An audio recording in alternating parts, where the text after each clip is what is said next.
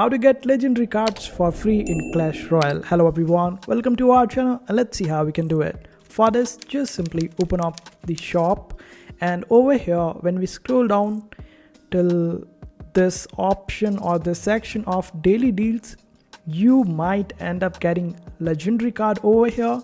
And today you can see that I can get Electro Wizard for 15,000 gold and it is a legendary card. And this is just one way to get the legendary cards.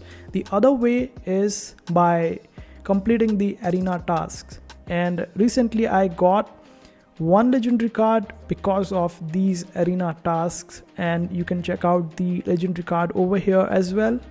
And here it is, the legendary card. You can see I got this one from the arena task. So just climb up in arena and you might end up getting these cards, and these are the free ways to get legendary cards. I hope this video was helpful. Make sure to hit that like button and also subscribe to our channel for more helpful videos.